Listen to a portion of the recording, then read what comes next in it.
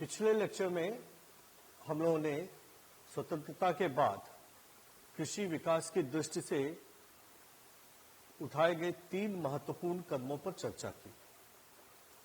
अब उसी के आगे कृषि विकास की दृष्टि से जो चौथा महत्वपूर्ण कदम माना जाता है वो है पंचायती राज और सामुदायिक विकास परियोजना। पंचायती राज और सामुदायिक विकास परियोजना भी एक प्रकार का संस्थागत उपाय है। पंचायत एक सामाजिक संस्था है, समाज के द्वारा बनाई गई राजनीतिक संस्था है, तो इसे सामाजिक राजनीतिक संस्था कहना उचित होगा। दूसरी तरफ सामुदायिक विकास परियोजना कृषि के विकास की दृष्टि से भारत सरकार के कृषि मंत्रालय के अंतर्गत राज्य सरकारों के कृषि मंत्रालयों के सहयोग से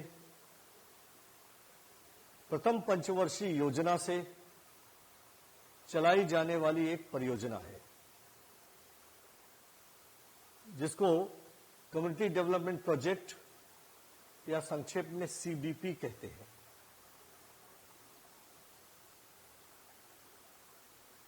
So, the next important policy measure taken by the government for the improvement and development of agriculture is Panchayati Raj and Community Development Project. It shall be considered as an institutional measure because Panchayat is a political institution evolved out of the society, and Community Development Project is a program, is a project initiated and run by the Ministry of Agriculture, Government of India, with the cooperation of agriculture departments, Ministry of Agriculture of state governments. Under CDP, a district is divided into number of blocks, and each block is known as Community Development Block. Many of you who belong to the rural area must be knowing विकास खंड और block,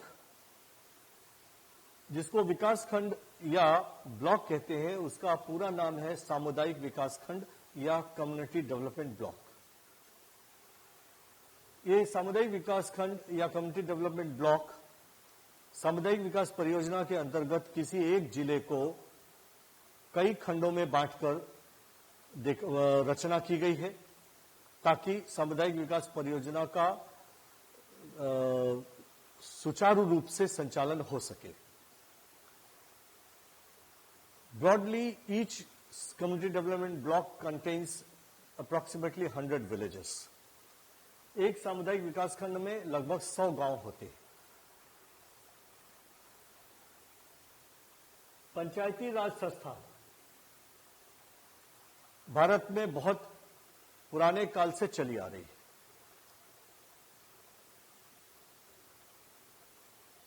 लेकिन वर्तमान पंचायत, जो कि आधुनिक लोकतांत्रिक प्रणाली और संविधान के अनुच्छेदों के आधार पर चल रही है, और यह माना जाता है कि पंचायतों का भारत में चूंकि एकदम पतन हो गया था, तो 1957 में एक समिति गठित की गई बलवंत राय मेहता की अध्यक्षता में, और उस समिति की सिफारिशों के आधार पर आधुनिक पंचायत प्रणाली आरंभ हुई, और 73वें संविधान संशोधन जो कि 1993 में लाया गया, उसके द्वारा इसमें सभी वर्गों का प्रतिनिधित्व सुनिश्चित करने का प्रयास किया गया और यानी संविधान क्षमा कीजिएगा, पंचायती राज संस्था के लिए जो समिति गठित हुई थी उसकी सिफारिशें और 73वें संविधान संशोधन को मिला जुलाकर जो स्वरूप तैयार हुआ है उस स्वरूप में आज भारत की पंचायतें दिख रही है। पंचायती राज संस्था और सामुदायिक विकास परियोजना ये एक ही सिक्के के दो पहलू हैं। कृषि विकास की दृष्टि से इनका महत्व यह है कि कृषि का विकास करने में बाहर से कुछ संसाधनों की आवश्यकता पड़ती है, जैसा कि पीछे हम देख चुके हैं कि उन्नत किस्म के बीज या रासायनिक उर्वरक या सिंचाई सुविधाओं को तैयार करने प्राप्त करने के लिए उपकरणों की आवश्यकता होती है, मशीनों को चलाने के लिए डीजल की आवश्यकता होती है या बिजली की आवश्यकता होती है, ये तो बाहर से है। लेकिन कृषि के विकास के लिए जल स्रोत तो स्थानीय होगा, सोर्स ऑफ वाटर तो लोकल होगा। कृषि के विकास के लिए भूमि, जो खेती की भूमि है उसका समतलीकरण यह तो स्थानीय स्रोतों से होगा, लोकल रिसोर्सेज से होगा। गांव में जल निकासी की उत्तम व्यवस्था हो, ड्रेनेज सिस्टम अच्छा हो, यह भी स्थानीय होगा। तो in fact the agriculture production depends upon a combination of local resources as well as resources provided from outside. CDP बाहरी संसाधनों को उपलब्ध कराने, ग्रामीण क्षेत्र में उपलब्ध ज्ञान में बाहर से जो वैज्ञानिक ज्ञान है, जो तकनीकी ज्ञान है, उसको जोड़ने का काम करने का मोटा मोटा ये सीडीपी का काम है। यानी CDP is broadly entrusted with the job of providing new information regarding new technology, providing new inputs, providing inputs which are usually not available locally. These inputs may be in the form of seed, may be in the form of pesticide, may be in the form of fertilizer. At the same time, Panchayat Raj is entrusted with the job of rejuvenating local resources, making plan to utilize local resources efficiently. पंचायतों को यह काम दिया गया कि वो गांव में उपलब्ध संसाधनों का बेस्ट यूज कैसे कर सकते हैं।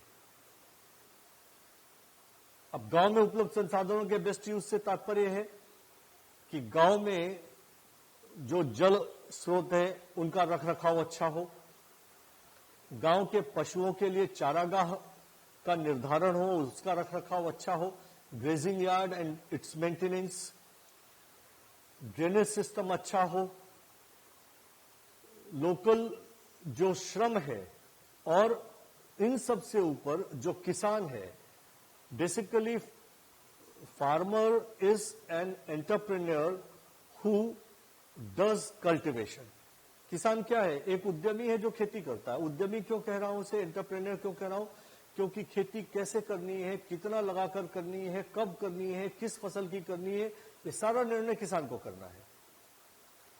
तो फार्मर के अंदर के एंटरप्रेन्योरशिप को, उसके अंदर की उद्यमिता को जगाने का काम ये पंचायत का है। लोगों के बीच एक कोऑपरेशन पैदा हो, सहकारिता पैदा हो, सहयोग की भावना पैदा हो, उस सहयोग से गांव का वातावरण अच्छा हो, मिलजुल कर काम करें, एक दूसरे का सहयोग करें, ताकि पूरे गांव की कृषि, पशुपालन, वहां की स्वच्छता, वहां पर सड़कों का रखरखाव, वहां के विद्यालय, वहां का पंचायत घर, वहां का संस्कार, वहां के सांस्कृतिक कार्यक्रम, महिलाओं का, पुरुष, सबका विकास, वहां के कारीगरों को विकास, ये सारा काम करने का काम पंचायत का है। और इसलिए पंचायत जहां लोगों को एक्टिवेट करेगी, लोगों को प्रेरित करेगी, लोगों को आगे बढ़कर बहुत सारा काम करने के लिए तैयार करेगी, उनका मन बनाएगी, तो लोग, गांव के लोग, किसान जो निर्णय करने वाले हैं, वे ओपन माइंडेड हो, उनका मन खुला हो, बाहर से आने वाली टेक्नोलॉजी को स्वीकार करने वाले बने। ये काम पंचायत का है, क्योंकि हम जानते हैं कि भारत का समाज बड़ा परंपरावादी रहा है और नई चीज को प्रथम दृष्टया प्राइमा फेसी रिजेक्ट कर देते, ये कह के कि ये हमारे यहां नहीं होता है, हमारे यहां नहीं चलता है, और कहीं किसी कारण किसी नए प्रयोग से नुकसान हो गया तो तुरंत ये कहने लगते हैं कि ये हमारे यहां नहीं सहता है। तो उस मानसिकता को बदलने का काम ये पंचायत का है। सामुदायिक विकास परियोजना का काम, जैसे मैंने कहा कि खेती के विकास के लिए जो संसाधन लगने हैं और जो गांव में उपलब्ध नहीं होते वो उपलब्ध कराने का काम सामुदायिक विकास परियोजना का है। तो ये दोनों मिलकर जो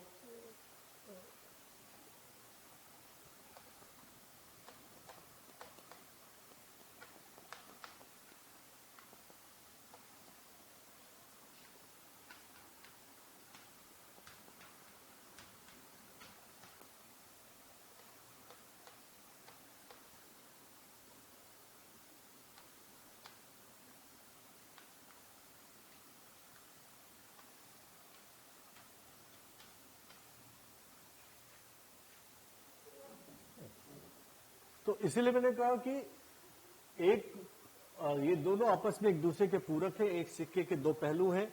अकेले एक से परिवर्तन नहीं आएगा, दोनों की जब सक्रिय भूमिका होगी तभी गांव का विकास हो सकता है। सामुदायिक विकास परियोजना ने मोटे तौर पर देखे तो काफी परिवर्तन लाया है। गांव गांव तक जो सुविधाएं पहुंचना, गांव गांव तक सूचनाएं पहुंचना, ये हुआ, लेकिन ये कतई कहने का मेरे आशय नहीं है कि सामुदायिक विकास परियोजना ने परफेक्टली काम किया है। जितना सामुदायिक विकास परियोजना पर व्यय हुआ, जितना बड़ा कर्मचारियों अधिकारियों का एक स्ट्रक्चर, एक तंत्र खड़ा किया गया, उसको देखते उपलब्धि बहुत कम है। इसी प्रकार पंचायतों से जिस सार्थक भूमिका की उम्मीद थी, जो एक कंस्ट्रक्टिव पॉजिटिव रोल पंचायत को प्ले करना था, वो नहीं हुआ। बहुत सारा पैसा सरकार दे रही है, खर्च दिखाना है, कुछ तो करना पड़ेगा, लेकिन पंचायतों में सरकार के द्वारा बहुत सारा पैसा आने के कारण पंचायत से जहां उम्मीद ये की जा रही थी कि गांव के लोगों में एकता पैदा करेगी, देखा ये जा रहा है कि गांव के लोगों में ये वैमनस्य पैदा कर रहा है, ये गांव के लोगों में प्रतिद्वंदिता पैदा कर रहा है, पार्टीबंदी कर रहा है, और आजकल तो पंचायत चुनावों के रंजिश के चलते हत्याओं की बहुत घटनाएं सुनने को मिल रही हैं। तो अगर इनका मूल्यांकन करें, यद्यपि इस पर हम विस्तार से हम लोगों को अध्ययन करना है, ये पूरा एक टॉपिक है हमारे सिलेबस में, लेकिन यहां संक्षिप्त परिचय में इतना मूल्यांकन महत्वपूर्ण है कि जो अपेक्षा थी उस अनुसार इन दोनों व्यवस्थाओं ने काम नहीं किया है। Both the systems have not performed as they were expected to perform. अगला जो बड़ा कदम है कृषि के विकास की दृष्टि से, वो है कृषि कीमत नीति, एग्रीकल्चर प्राइस पॉलिसी।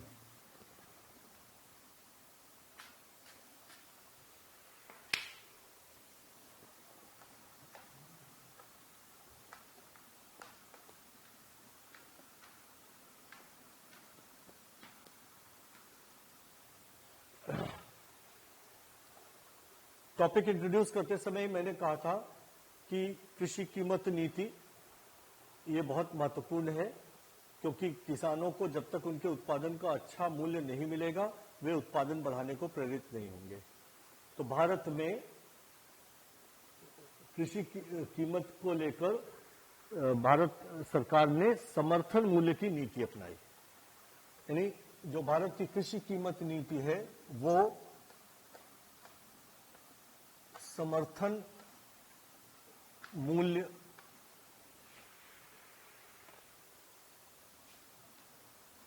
की नीति है, पॉलिसी ऑफ सपोर्ट प्राइस। जिसमें फार्मर्स को यह अब जो स्थिति बन गई है, फसल बोने के समय ही इंश्योर कर दिया जाता है, अश्योर कर दिया जाता है, आश्वासन दे दिया जाता है कि उनकी फसल अमुक कीमत पर खरीद ली जाएगी। यानी फसल बोते के पहले ही ये घोषणा हो जाती है कि उत्पादन सरकार किस कीमत पर खरीदेगी। सरकार किस कीमत पर खरीदेगी अर्थात ये किसान पर बाध्यता नहीं है कि वो सरकार को इस कीमत पर बेचे। इसको समर्थन मूल्य कहा गया। अर्थात यदि सरकार द्वारा घोषित कीमत से बेहतर कीमत किसान को कहीं मिल रही है तो वहां बेचे, लेकिन यदि बाजार में उसको कम कीमत मिल रही है तो सरकार इस समर्थन कीमत पर खरीदने को तैयार है, जितनी भी मात्रा कृषक बेचना चाहे। नीति के तौर पर यह बात है। अर्थात the policy of support price means that if farmer is not able to get handsome price or remunerative price from the market, he can sell his product to the government agency on the support price. एक तरह से कृषि उत्पादन की कीमत को एक स्तर से नीचे गिरने से रोकने के काम करती है और इसलिए इसको समर्थन कीमत कहा गया, सपोर्ट प्राइस किया गया। यानी this policy places a support below which the agriculture produced price shall not fall. Shall not यानी नहीं गिरना चाहिए, ऐसा मैंने इसलिए कहा कि समर्थन मूल्य की घोषणा होती है, सरकार के क्रय केंद्र प्रोक्योरमेंट सेंटर्स खरीदते भी हैं, फिर भी समर्थन मूल्य से कम कीमत पर कृषक अपनी फसलें स्थानीय व्यापारियों को बेचते हैं। ये व्यवहार में देखा गया। एग्रीकल्चर प्राइस पॉलिसी पर पूरा एक चैप्टर हमको आगे पढ़ना है, यहां केवल उसका परिचय आपको देना। ऐसा इसलिए देखा गया है कि किसान कम कीमत पर भी बेच देते हैं, क्योंकि प्रोक्योरमेंट सेंटर हर किसान के दरवाजे नहीं पहुंचता, जबकि लोकल ट्रेडर किसान के दरवाजे पर जाकर at the door steps of the farmer purchase करता है। समर्थन मूल्य की नीति के अंतर्गत 1964 में एक कृषि कीमत आयोग, एग्रीकल्चर प्राइस कमीशन बनाया गया, क्योंकि किस फसल को किस कीमत पर खरीदना है सरकार को, इसका निर्णय करने के लिए एक संस्था की आवश्यकता थी। एग्रीकल्चर प्राइस कमीशन बनाया गया जो कृषि मंत्रालय के अंतर्गत काम करता था। 1985 में इसका नाम और इसका स्वरूप बदलकर CACP हो गया, commission for agricultural costs and prices, कृषि लागत एवं कीमत आयोग, जो कि आज भी काम कर रहा है। अब सरकार लोगों से यानी किसानों से उनका उत्पादन समर्थन मूल्य पर खरीदेगी तो खरीद तो लेगी, लेकिन फिर उसको रखना होगा, उसका उपयोग भी करना होगा।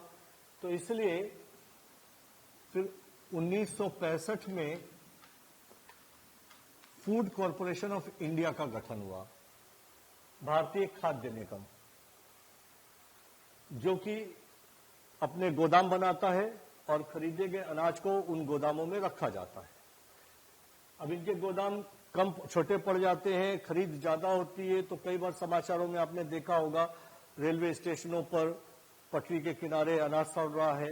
कई बार इनके गोदामों की हालत खराब होती है, रखरखाव अच्छा नहीं होता, तो गोदाम में अनाज सड़ रहा है, ये कंप्लेंट्स आती हैं। वेस्टेज होता है, ये इस कारण से होता है कि जितना अनाज सरकार ने खरीदा उतने अनाज का उपयोग नहीं कर पाती थी और व्यवस्थाएं छोटी पड़ जाती थी, अनाज ज्यादा आ गया। अब प्रश्न ये है कि जो अनाज खरीदती है सरकार, जो फूड कॉर्पोरेशन ऑफ इंडिया में गोदामों में जाता है, उस अनाज को क्या करेंगे? तो ये किसानों से खरीदा हुआ अनाज सार्वजनिक वितरण प्रणाली, पब्लिक डिस्ट्रीब्यूशन सिस्टम, जिसकी चर्चा हम संक्षेप में कर चुके हैं। पब्लिक डिस्ट्रीब्यूशन सिस्टम पर और समर्थन मूल्य की नीति आदि पर विस्तार से हमको चर्चा करना है, क्योंकि ये एक अलग हमारे सिलेबस के टॉपिक हैं। तो यहां केवल परिचय, पीडीएस के बारे में पीछे आर्थिक सुधार के काल में राज्य की भूमिका पर हम लोगों ने चर्चा की हुई है। तो सार्वजनिक वितरण प्रणाली के द्वारा खरीदे गए अनाज को गरीब लोगों में देने की व्यवस्था है, और इस प्रकार पूरा एक चक्र बनता है। किसान का उत्पादन समर्थन मूल्य पर सरकार खरीदेगी और उसे फूड कॉर्पोरेशन ऑफ इंडिया के गोदाम में रखा जाएगा, और वहां से सार्वजनिक वितरण प्रणाली राशन की दुकानों के माध्यम से वितरित किया जाएगा, विक्रय किया जाएगा। वितरित करना कहते हैं अर्थात बहुत कम कीमतों पर विक्रय करना। तो ये जो जो एग्रीकल्चर प्राइस पॉलिसी है, इसमें जो समर्थन मूल्य निर्धारित किया जाता है, उसमें इस बात को ध्यान रखने का तत्व है कि किसान की जो लागत आ रही है उस पर उसे कुछ शुद्ध लाभ मिल सके। यानी द सपोर्ट प्राइस, समर्थन मूल्य, यह जो समर्थन मूल्य है, यह समर्थन मूल्य लाभदायी, रेन्यूमरेटिव होना चाहिए। अब चूंकि हर वर्ष कुछ कुछ महंगाई बढ़ती है, यही कारण है कि आप देखेंगे कि प्रत्येक वर्ष हर फसल के समर्थन मूल्य, जिन जिन फसलों को सरकार खरीदती है, कुछ कुछ प्रतिशत बढ़ा दिए जाते हैं। इन समर्थन मूल्य का उपयोग सरकार इसलिए भी करने लगी, इसलिए भी करने लगी है कि यदि किसी फसल का उत्पादन देश में ज्यादा हो रहा है, खपत कम है, तो उस फसल के उत्पादन को हतोत्साहित करना है तो समर्थन मूल्य कम बढ़ाएगी। जिस चीज का उत्पादन कम हो रहा है उसका उत्पादन बढ़वाना है, तो पिछले साल की तुलना में अगले साल समर्थन मूल्य को 15-20% बढ़ा दिया, 25% बढ़ा दिया, तो नतीजा क्या होगा? अनेक किसान कम लाभ वाली फसल छोड़कर ज्यादा लाभ वाली फसल की ओर चले आएंगे। तो एक तरह से समर्थन मूल्य की नीति किसानों को देश के अनुरूप कौन सी फसल है इसका उत्पादन कराने में मदद करती है। अगला जो पॉलिसी है समर्थन मूल्य के बाद,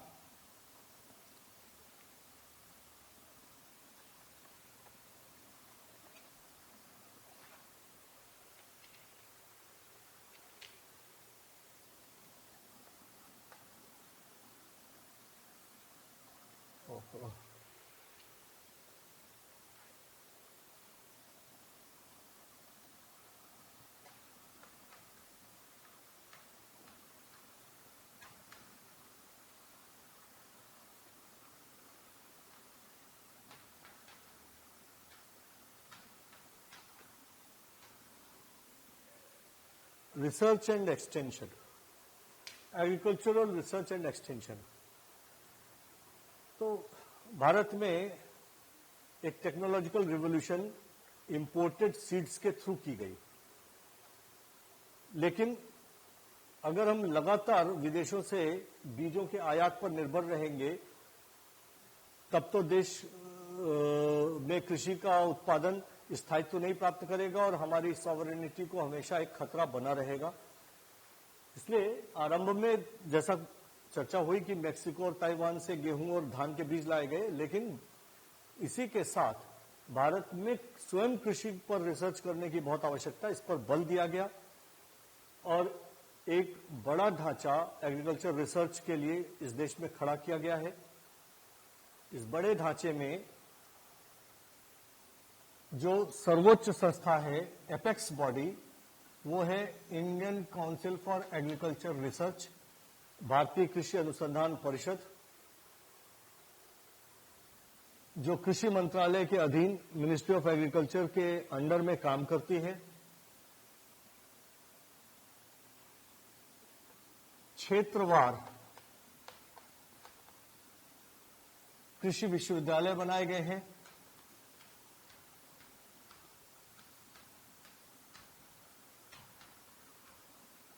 agriculture universities region wise establish की गई हैं। जैसे उत्तर प्रदेश में आप देखें तो ईस्ट यूपी और वेस्ट बिहार की एग्रीकल्चर रिलेटेड इश्यूज को, कृषि से संबंधित विषयों पर, यानी फसल से संबंधित, फसलों में रोग लगने से संबंधित, फसल जो यहां प्रमुख फसलें बोई जाती हैं उनकी किस्मों से संबंधित ये रिसर्च और इस पर अध्ययन करने कराने का काम फैजाबाद में या अयोध्या जिसका नाम हो गया है, अयोध्या में स्थित आचार्य नरेंद्र देव कृषि विश्वविद्यालय के पास है। यहां बाकी सभी ब्रांचों में पढ़ाया जाता है, लेकिन रिसर्च ये कहा गया कि इस पर फोकस, इस पूर्वी उत्तर प्रदेश और पश्चिमी बिहार के मुद्दों को लेकर आप रिसर्च करेंगे और एक्सटेंशन, प्रसार, यानी आपके यहां जो नई रिसर्च होगी या जो काम हो रहा है या दुनिया में जो नई टेक्नोलॉजीज आई हैं, नई जानकारियां आई हैं, जो कृषि के क्षेत्र में हुए हैं नए काम, वो विश्वविद्यालय के विद्वानों तक आ गए। अब विश्वविद्यालय के विद्वानों का ये काम है, प्रोफेसर्स का और रिसर्च स्कॉलर्स का एक काम है कि वो किसान मेला लगाकर जगह जगह अपने रीजन में वहां किसानों को इकट्ठा करके उसकी प्रदर्शनी लगाएं, उसकी जानकारी दें। इसी तरह बुंदेलखंड रीजन और कानपुर और सराउंडिंग्स, सेंट्रल यूपी आप कह सकते हैं, ये दो रीजन, केंद्रीय मध्य उत्तर प्रदेश और बुंदेलखंड, इससे संबंधित मुद्दों पर चंद्रशेखर आजाद कृषि विश्वविद्यालय कानपुर, उसको एक काम मिला है। पश्चिमी उत्तर प्रदेश और रुहेलखंड, यानी जो शाहजहांपुर, बरेली से लेकर उधर मेरठ, बुलंदशहर और आगरा, अलीगढ़, ये पूरा जो इलाका है, इसका काम जो है वो चौधरी चरण सिंह कृषि विश्वविद्यालय मेरठ को, इसी तरह उत्तराखंड से संबंधित मुद्दों पर GB Pant agriculture university Nainital को, ऐसे पूरे देश में विश्वविद्यालयों की रचना की गई। तो एक तो विश्वविद्यालय है जो कृषि पर अनुसंधान करेंगे और जो रिसर्च आउटकम्स है, जो अनुसंधान के परिणाम हैं, वो उस क्षेत्र में जो क्षेत्र इनका कवरेज एरिया है उस क्षेत्र में उसका प्रसार करेंगे, एक का। दूसरा जो है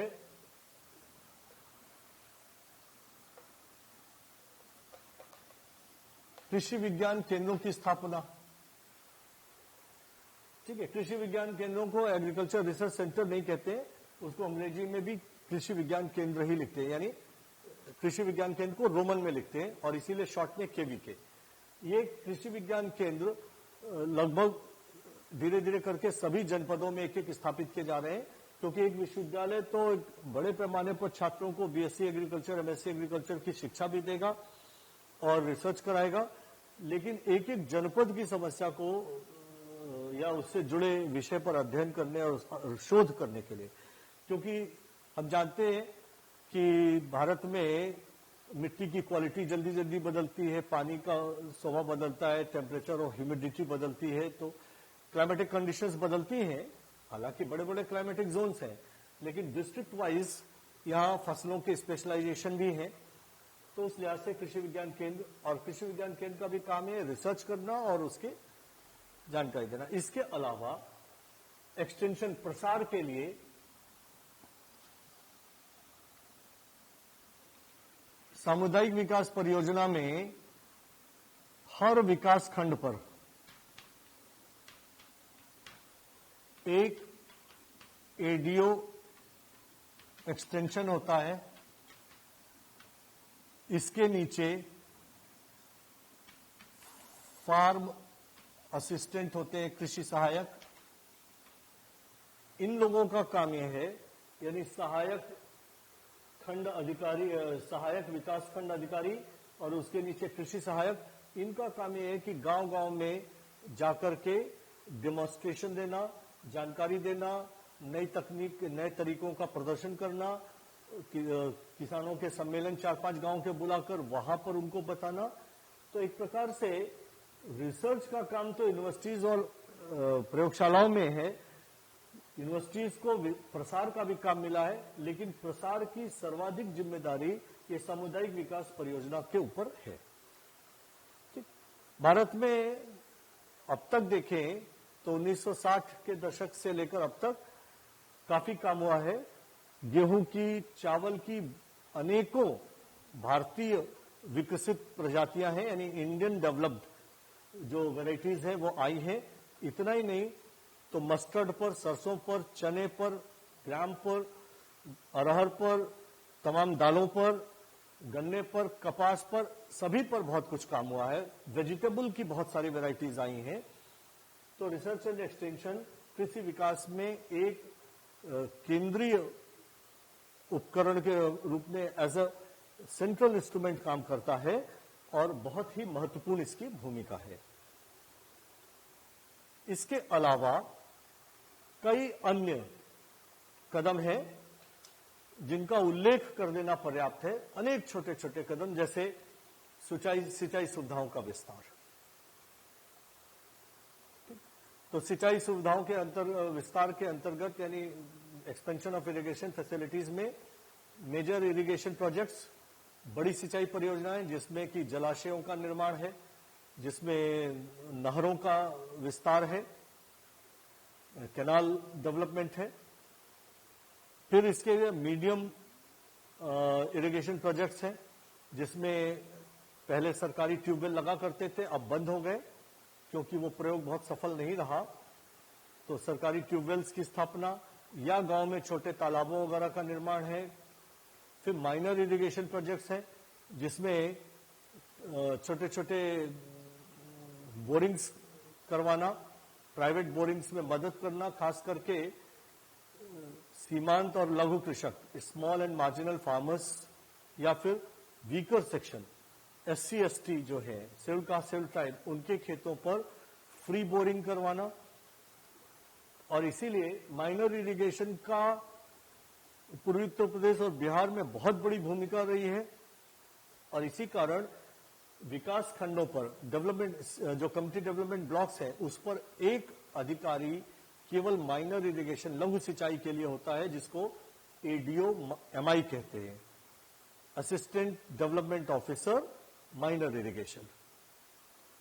तो इस तरह से सिंचाई पर हो रहा है। और जिन क्षेत्रों में जल, ना तो भूतल जल, भूगर्भ जल उपलब्ध नहीं है, underground water is not available, जो कि हमारे ऐसे टेरेन्स हैं, ऐसे क्षेत्र हैं जैसे प्लेटो, पठारी क्षेत्र है, और या फिर कुछ ऐसे क्षेत्र जहां पर वर्षा बहुत कम होती है, तो न सरफेस वाटर, भूतल जल उपलब्ध है, न ग्राउंड वाटर उपलब्ध है, जहां जल की बहुत कमी है, जिनको हम सेमी एरिड, अर्ध शुष्क क्षेत्र कहते हैं। इन जगहों पर वाटर सेविंग डिवाइसेस, कम पानी से सिंचाई करने वाले तरीकों को विकसित किया गया। इसमें ड्रिप इरिगेशन है, जिसको बूंद बूंद सिंचाई कहें। इसमें प्लास्टिक पाइप्स यूज किए जाते हैं, पौधों की जड़ के पास पाइप में छेद होता है, प्लास्टिक पाइप से पानी प्रवाहित किया जाता है, सीधे जड़ पर पानी मिलता है, यानी पौधों को पानी मिल जाए, पूरे खेत को भिगाने की जरूरत नहीं है। ऐसे ही चैम्बर इरिगेशन है, जिसमें कंप्यूटराइज्ड एक चैम्बर होता है, वहां से तरह तरह बहुत सारे पाइप प्लास्टिक के निकाले जाते हैं, और कंप्यूटराइज्ड चैम्बर ये तय करता है कि किसी एक पाइप से कितने मिनट पानी जाएगा, ये वहां का किसान तय करता है। तो कपास की खेती, अंगूर की खेती, इस तरह की जो प्लांटेशन क्रॉप्स हैं, जो पौध लगाकर खेती करने वाले हैं, प्लांटेशन क्रॉप्स हैं, जिनमें पौधे थोड़ा दूर दूर पर होते हैं, उनमें इन सब का उपयोग बहुत है। और खास करके आप देखेंगे कि कपास की खेती ये भारत के शुष्क क्षेत्रों में ज्यादा होती है, महाराष्ट्र, उत्तरी महाराष्ट्र या फिर गुजरात। तो ऐसे फसलों में सिंचाई बचाने वाले तकनीकों का भी विकास किया गया है, और इस पर सब्सिडी भी सरकार देती है। तो ये हो गया। इसके अलावा उन्नत बीज उपलब्ध हो सके, इसके लिए नेशनल सीड कॉरपोरेशन, किसानों के अनाज गोदामों में रखे जा सके, इसलिए नेशनल वेयर हाउसिंग कॉरपोरेशन, राष्ट्रीय भंडारण निगम, मजदूर खेत पर काम करने वाले मजदूरों को उचित मजदूरी मिले ताकि वो गांव में रहें। आप देखेंगे आजकल इतना पलायन हो रहा है, किसान कह रहे हैं मजदूर नहीं मिलता, मजदूर कह रहे हैं इतनी कम मजदूरी है, इसमें कौन काम करेगा। तो भारत सरकार ने हर वर्ष न्यूनतम मजदूरी घोषित करती है, मिनिमम वेज एक्ट लाया है। अब ये अलग बात है कि न्यूनतम मजदूरी अधिनियम के अंतर्गत जो मजदूरी निर्धारित होती है, किसान उसको अगर देने को तैयार नहीं होते हैं तो कोई लॉ एनफोर्सिंग एजेंसी वहां पर नहीं है और कोई भूमिहीन मजदूर मजदूरी कम मिली इसके लिए मुकदमा करने जाने वाला नहीं है, थाने पर उसकी सुनी नहीं जाने वाली है। परंतु फिर भी न्यूनतम मजदूरी की घोषणा होने से एक माहौल बन जाता है कि इससे कम मजदूरी नहीं दी जानी चाहिए। तो इस तरह का है और ऐसे ही अनेक छोटे छोटे उपाय किए गए हैं जिनको आप स्वयं एक रीडिंग लगाकर समझ सकते हैं। धन्यवाद।